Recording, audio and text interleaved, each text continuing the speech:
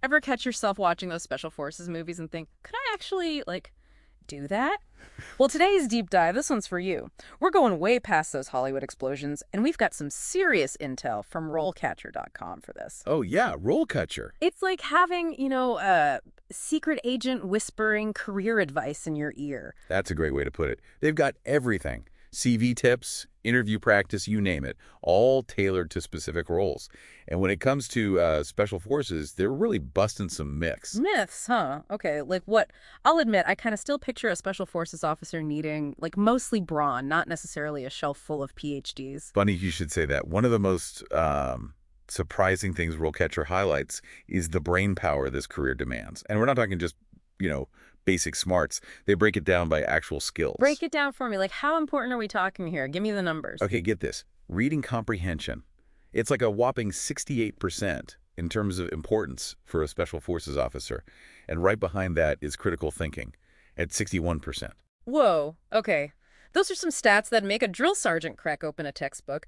But why is reading comprehension so crucial in a field that's, known for action? Because things change fast. Imagine, you're stationed overseas, right? You get a report, critical intel, maybe intercepted comms, maybe a tip from a local. Your ability to process that quickly, understand what it means, make a decision that could impact lives. That's intense. That's serious reading comprehension. This isn't like skimming a news feed. This is absorbing details under pressure. So not just physically capable, but mentally sharp, making decisions with limited info. Pressure's on. Exactly. And that need for strategic thinking, it only intensifies as you move up, which RoleCatcher breaks it down into 4 stages. You start as a trainee, right? Mm-hmm. Physical, tactical, but it evolves from there. Walk us through those stages. How do responsibilities change as someone climbs the ranks? So as you progress, leadership, strategic planning, those become key. By the time you're a senior special forces officer, it's less about direct action, more about shaping overall strategy, advising high-ranking officials, analyzing past missions. Less storming the castle, more strategizing behind the scenes. Precisely. Don't be surprised to see a senior special forces officer with a PhD. RoleCatcher points out that the strategic thinking at that level, often you need that advanced education. We're talking intellectual powerhouses here. Okay, a PhD in special forces. Definitely not something you see in the movies. So what does RoleCatcher suggest for someone, intrigued by this path, especially today? Well, they're upfront about how technology, especially AI, is changing things. Even getting your foot in the door needs a new approach. AI and military recruitment. Okay, now that sounds like a Tom Clancy plot. Tell me more about this. It's cutting-edge stuff. Your application might be analyzed by an algorithm before a human even sees it. RoleCatcher really emphasizes you got to optimize for these systems. So how do you make your resume stand out to a supercomputer? They have tools, right? Mm-hmm. Analyze job descriptions, identify those keywords, even a feature that scores your CV's effectiveness, like a digital secret weapon for your job hunt. It's like gaming the system, but in a good way, right? Like you're leveling up your chances in this crazy competitive world. So does RoleCatcher get into specifics? What are these algorithms actually looking for? They do. For special forces officers, they highlight keywords: strategic planning, risk assessment, cross-cultural communication, even ethical decision-making. Interesting. It reflects the changing demands of those leadership roles. It's not just about being physically tough anymore. Right. It's a lot more nuanced than that. Exactly. It makes sense, though. Higher you go, the bigger the picture, the more strategic you gotta be. Still blows my mind, AI being in the mix like this feels like we're, I don't know, on the verge of something big. We might be. RoleCatcher even suggests practicing interview answers, but with AI feedback. Whoa, really? They have tools, analyze your delivery, your tone, even the content. So you're refining before you ever face a real person. That is both incredibly cool and kind of terrifying. Like having a personal interview coach 24/7, but AI makes me wonder, though, even if AI gets you the job, can it prepare you for what it's really like?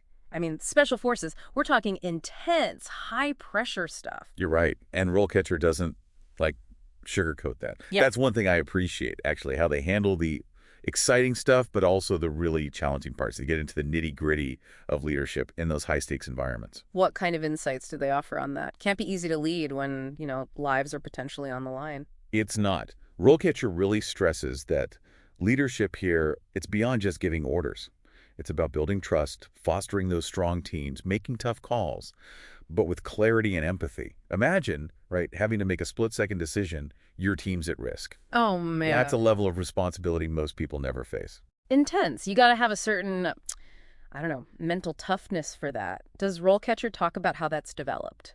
They do, especially in their FAQs, actually. They cover some really human aspects, Yeah. like the impact on your personal life, Ugh. keeping relationships going, being away from family, that potential for strain. It's not a 9 to 5, that's for sure. No, not at all. That kind of commitment, it takes a toll, even on the most dedicated person. Absolutely. RoleCatcher really stresses open communication with loved ones, having that strong support system, and accepting that flexibility, adaptation, those are key. It's not just physical toughness, it's like emotional intelligence too. That's a good point. We always think of, physical courage, but the emotional side, that resilience, that's huge. What other insights popped out from the FAQs? Anything surprise you? Honestly, Hmm. the theme of ethical decision-making, it comes up a lot. They don't shy away from those morally gray areas that special forces officers might face. Right, having to make those impossible choices. Exactly. They talk about the code of conduct, adhering to that even in those ambiguous environments. It's that classic dilemma, trying to do good in a world where the lines get blurry. They mention psychological support systems, helping people process those experiences, and the importance of self-reflection, accountability, having a moral compass, but also constantly questioning your own actions. Makes you think about like what kind of person is drawn to this, that mental, emotional fortitude. It's got to be intense. And it's more than a job at that point. It's, I don't know, a calling almost. That's a good way to put it. Ma- And it makes me think about another thing RoleCatcher highlights, the transferability of those skills.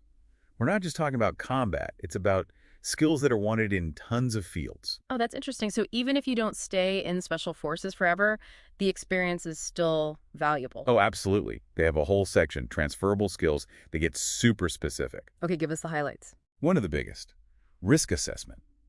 Constantly evaluating threats, analyzing outcomes, making decisions with limited info. That's huge in any field where you're under pressure. Finance, healthcare. Makes sense. Being able to be the calm one when everyone else is freaking out, that's got to be valuable. What else? Strategic planning. These guys, they're masters of thinking long-term, seeing the obstacles, making those plans. Yeah. That translates to leadership anywhere, business, government. It's like they're wired for success no matter what they choose. Makes you wonder, is it something you're born with, or do you develop it through experience? That's the question, right? Nature versus nurture. RoleCatcher seems to lean towards, it's a bit of both. You might be inclined towards certain things, but to really hone them in that pressure cooker takes effort, that willingness to learn, adapt. This emphasis on learning, it's interesting. Do they get into specifics on how Special Forces officers stay at the top of their game? They do. And it's not always what you'd think. They stress seeking out information, staying current on, like global affairs, even advanced degrees. Some even have master's, PhDs, international relations, political science. Wow. They become experts not just in tactics, but in the whole world. Like real-life super spies, but with, like, intellectual depth. Do they give examples of that in action? Yeah, they mentioned a scenario, a special forces team deployed to a remote village conflict zone. Mm-hmm. Their missions to gather intel, build relationships with leaders. But to do that, they needed to understand the culture, the history, even the local dialects. It wasn't just about being tough. It was about being adaptable, building trust in a really, really tough spot. That's wild. It really shows those layers to these roles, that deep understanding of people, navigating those social dynamics, not just military strategy, but diplomacy, cultural understanding, building bridges in, like, the most challenging situations. Exactly. RoleCatcher nails that aspect. Yeah. It's a far cry from just, like, soldiers following orders. These are people thinking on their feet, adapting, making decisions that could have a huge impact. And communicating those decisions. They highlight that. Clear, concise communication within the team, but also with locals. Being able to explain complex things, simply getting everyone on board.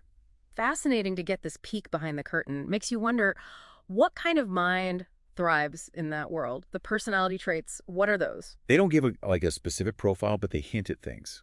Adaptable, resilient, calm under pressure, comfortable with uncertainty, quick thinkers, able to, problem solve in the thick of it. It's like a paradox almost. Comfortable being uncomfortable, strategic but also tactical, a leader who's also a team player. So do they say if these are innate or developed? It's both, really. Ah. RoleCatcher's big on this. They say, yeah, some folks are just drawn to this life, but the training, the experiences, that's what really shapes you. It's about pushing those limits, learning from when things go wrong, and always getting better. So it's finding the right people, but then giving them what they need to, like, really excel. Exactly. And that's what's so inspiring about this whole thing, right? Mm-hmm. It's not just about fighting. It's about human potential, what we're capable of, physically, mentally, the whole package. Makes you think bigger picture, you know, like those lessons learned under pressure, could they apply to other stuff, climate change, global health, even just like dealing with a crazy boss, Like, that kind of resilience. imagine that level of thinking applied to problems like that. It's kind of hopeful, actually, and it brings us back to like the whole point of this deep dive. Behind all the special forces stereotypes, you've got real people, skills, smarts, and this commitment to something bigger than themselves. Well said. And that's what gets lost sometimes, Yeah. especially with all this talk about AI, algorithms. Easy to get caught up in the tech, but it's still people making the calls. Speaking of tech, we got to touch on something else RoleCatcher mentions. Drones, autonomous weapons, that stuff. Does that change things? Do we even need humans in special forces anymore? That's the million-dollar question right now. RoleCatcher, they have a take on it. It's interesting. They seem to think tech's going to keep changing things, obviously, but that human element, that'll always be essential. So not humans versus machines, but like figuring out how they work together. Exactly. Tech is a tool, right? Hmm. Not a replacement for judgment, intuition, all that human stuff. They talk about needing people who can bridge that gap. Tech, A&D, human interaction. That's how you handle these complex situations. So like a new breed of special forces, comfortable with code A&D combat. There you go. And that circles back to, like, never stop learning. RoleCatcher hits on that a lot. To thrive in this world, got to be curious, able to adapt, embrace new stuff. It's not just being strong or even a brilliant tactician, it's the mindset. Got to be ready to grow, to change. Couldn't have said it better myself. Yeah. And honestly, that's a lesson for all of us, right? This Yeah. world's not slowing down, so being able to learn, adapt, that's key. So we've gone deep on special forces. What's the one thing you want listeners to take away? The thing that sticks with them? One thing, don't underestimate the human spirit.